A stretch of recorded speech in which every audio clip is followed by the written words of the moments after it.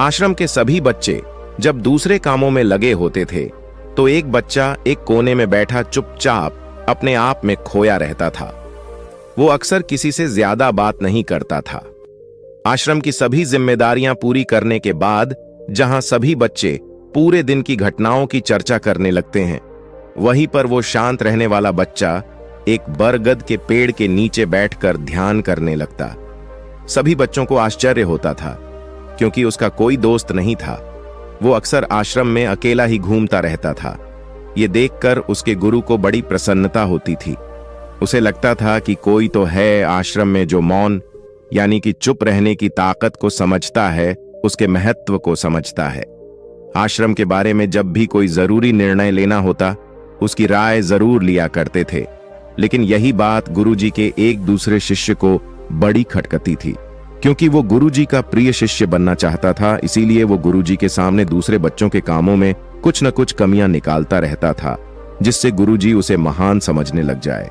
अक्सर वो अपनी जिम्मेदारियां पूरी तरह से निभाने का दिखावा भी करता, चाहे उससे कोई सलाह ना भी मांगे, लेकिन फिर भी वो उन्हें अपनी सलाह देता रहता था। वो बहुत ही बातूनी शिष्य था और आश्रम के दूसरे सभी बच्चों में बहुत प्रसिद्ध भी था, क्योंकि वो सबसे हंसी मजाक करता रहता था, उनसे दिन भर बातें करता रहता था, इसीलिए उसकी सबसे दोस्ती हो गई थी। लेकिन जब आश्रम के गुरु उसकी राय ना लेकर दूसरे बच्चे की राय लेते थे तो ये बात उसे बड़ी खटकती थी। उसे ये लगता था कि वो उस दूसरे बच्चे से ज्यादा बुद्धिमान है, लेकिन गुरुजी फिर भी उसकी तरफदारी करते हैं। ऐसा नहीं था कि गुरुजी को बातूनी शिष्य के स्वभाव के बारे में पता नहीं था, लेकिन गुरुजी उसे अपने तरीके से सीख देना चाहते थे ताकि उसकी ज्यादा बोलने की आदत, दिखावा करने की आदत, दूसरों में कमियां निकालने की आदत हमेशा हमेशा के लिए खत्म हो जाए और वो मौन रहकर ध्यान की गहराइयों को छुपाए। असल में हर सच्चे गुरु की यही इच्छा होती है। वो किसी तरीके से उस बातूनी शिष्य को एहसास कराना चाहते थे कि चुप रहने से ही उसे असीम सत्य को जाना जा सकता है। उस विराट का एहसास चुप होकर ही किया जा सकता है। एक दिन गुरुजी को एक तरीका सूझा।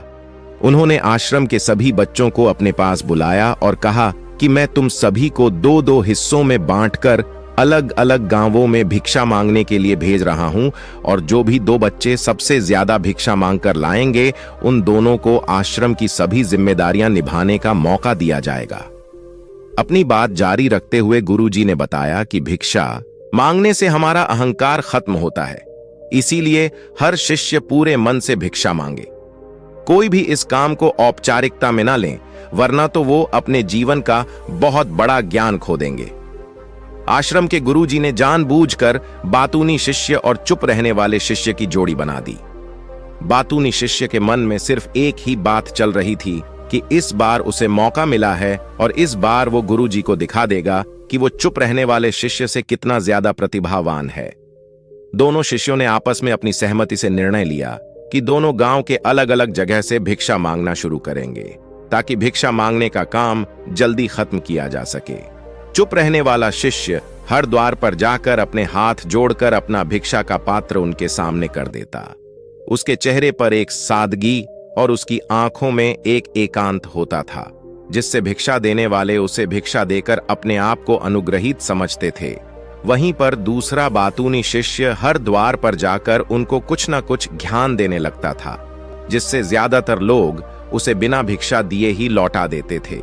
पूरे गांव में भिक्षा मांगकर जब दोनों गांव के बीच में मिले तो बातूनी शिष्य ने देखा कि चुप रहने वाले शिष्य के पास उससे दुगुनी भिक्षा थी। ये देखकर उसे मन ही मन बहुत ठेस पहुंचा। लेकिन जब वो दोनों भिक्षा का सामान लेकर आश्रम की तरफ जा रहे थे, तब बातूनी शिष्य को एक चालाकी सूझी। उसने चुप रहने वाले शिष्य से कहा कि हमें अपनी भिक्षा एक ही थैले में डाल लेने चाहिए। गुरुजी ने हम दोनों को एक साथ भिक्षा लाने के लिए कहा था। चुप रहने वाले शिष्य ने बिना कुछ बोले अपनी सारी भिक्षा उसके थैले में डाल दी। बातूनी शिष्य मन ही मन बहुत खुश हो रहा था कि अब गुरुजी को यह पता नहीं चलेगा कि ज्यादा भिक्षा हम में से किसने मांगी। उसे लग रहा था कि गुरुजी मुझे इससे कम प्रतिभावान समझेंगे, इसीलिए उसने ये तरकीब लगाई। सभी शिष्यों के आने के बाद संध्या के समय जब सभी की भिक्षा तो ली गई, तो इन दोनों शिष्यों की भिक्षा सबसे ज्यादा निकली।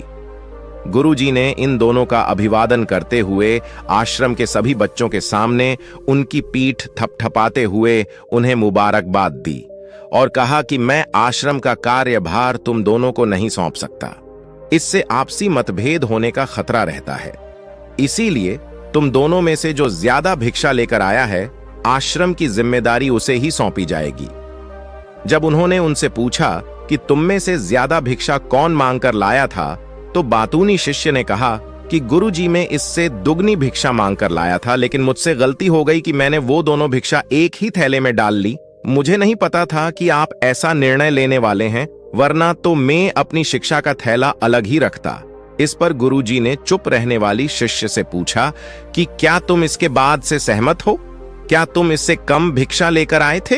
ये सुनकर चुप रहने वाले शिष्य ने कहा कि गुरुजी, मेरे पास ऐसा कोई साधन नहीं है जिससे मैं ये साबित कर पाऊं कि मैं इससे ज्यादा भिक्षा लेकर आया था। असल में ये उल्टा बोल रहा है, दुगनी भिक्षा में लेकर आया था। ये मुझसे आधी भिक्षा लेकर आया था और इसी ने ही मुझसे भिक्षा एक थैले में डालने की बात कही थी। आश्रम से कुछ दूरी पर एक पहाड़ी थी जिसके पीछे सूरज अभी अभी संध्या के समय ढल रहा था। गुरुजी को तो पता था कि सच कौन बोल रहा है, लेकिन बाकी बच्चों के सामने सच साबित करने के लिए उन्होंने उन दोनों से एक सवाल पूछा कि पीछे पहाड़ी पर तुम्हें क्या दिखाई दे रहा है? यह सुनकर वाचाल शिष्य झट से बोल पड़ा कि गुरुजी, पहाड़ी के पीछे सूरज अपना रंग बिखेर रहा है, आसमान में लालिमा छाई हुई है, ये बहुत ही सुंदर दृश्य है। वो तो और भी बहुत कुछ कहना चाहता था, लेकिन गुरुजी ने उसे चुप करते हुए दूसरे शिष्य से जवाब जानने के लिए जब उसकी तरफ देखा तो उसकी आंखों में आंसू भरे हुए थे। श्रद्धा, भक्ति और प्रेम से उसकी आंखें भर आई थीं। गुरुजी को उससे पूछने की जरूरत ही नहीं पड़ी। गुरुजी ने सभी बच्चों को संबोधित करते हुए कहा कि मैंने सवाल किया था कि पहाड़ी के पीछे तुम्हें क्या दिखाई दे रहा है? ज्यादातर लोगों को यही दिखाई देगा कि एक बहुत सुंदर दृश्य है, लेकिन मजे की बात यह है कि सुंदरता बोलकर नहीं बताई जा सकती, उसे महसूस किया जा सकता है और सामने वाला उस सुंदरता को आपकी आंखों में देख पाता है। चुप रहने वाले शिष्य की तरफ इशारा करते हुए गुरुजी ने कहा कि असल में सुंदरता इसी बच्चे ने देखी है। दूसरे बच्चे ने सिर्फ सुंदरता की उपव्याख्या की है, लेकिन इसने वास्तविकता में उस सुंदरता को महसूस किया है। अपने आप को ऊंचा दिखाने की सभी कोशिशें नाकाम होती देख वाचाल शिष्य वहीं पर फूट फूट कर रोने लगा।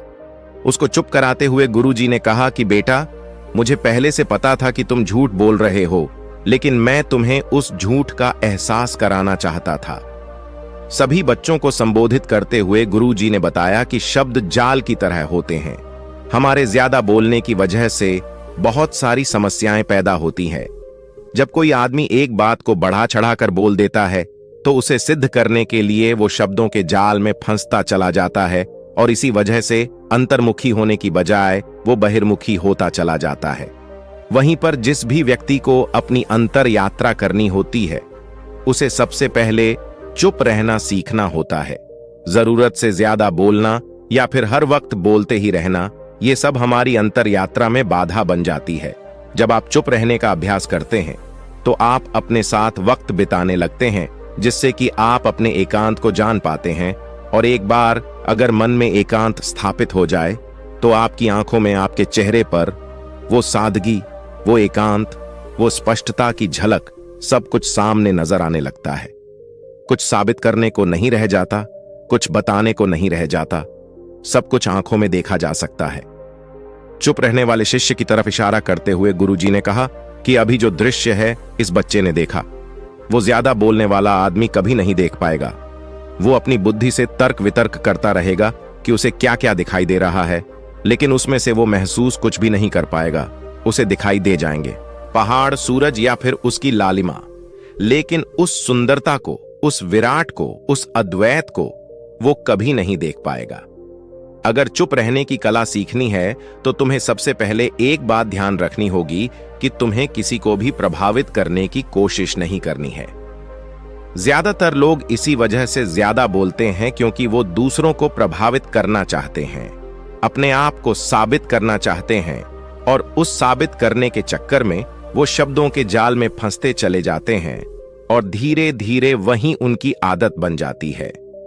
अगर कोई व्यक्ति दूसरों को प्रभावित करना चाहता है तो वो कितने लोगों को प्रभावित कर पाएगा, उसकी ये भूख बढ़ती जाएगी और वहीं संसार में सभी को कभी भी प्रभावित नहीं कर पाएगा। इसलिए यह समझने की बात होती है कि बहिर्मुखी होने की बजाय हम अंतर्मुखी होकर अपने आप को समझ सकते हैं। अपनी बातों को खत्म करते हुए गुरुजी ने अपना आखिरी संदेश दिया। उन्होंने बताया कि अगर कोई व्यक्ति ज्यादा समय तक चुप नहीं रह सकता तो उसे थोड़े समय से अभ्यास करना चाहिए। निश्चित संकल्प लेकर किसी व्रत की भांति दिन में कुछ समय या फिर हफ्ते में कुछ समय या फिर एक दिन चुप रहने का अभ्यास जरूर किया जाना चाहिए। इससे हमारी चुप रहने की आदत धीरे धीरे खुद ब खुद पनपने लगती है, क्योंकि एक बार जब हम चुप रहने लगते हैं तो हमें चुप रहने का आनंद पता चल जाता है। उसके बाद हमें प्रयास नहीं करना पड़ता, बल्कि हमारा मन आनंद की तरफ अपने आप बढ़ता चला जाता है। चुप रहने की कला सीखने के बाद आपकी बुद्धिमानी और आपकी स्पष्टता दोनों में बहुत ज्यादा फायदा होगा। वास्तविकता में जिसे दर्शन कहते हैं वो मौन रहकर ही किया जा सकता है। इसके बाद सभी बच्चों से कुछ समय चुप रहने का संकल्प लेकर गुरुजी ने अपनी बात खत्म कर दी और सभी बच्चे रात्रि का भोजन करने के लिए एक साथ भोजन कक्ष में पहुंच गए। दोस्तों, वीडियो अच्छी लगी हो तो चैनल को सब्सक्राइब करें। धन्यवाद।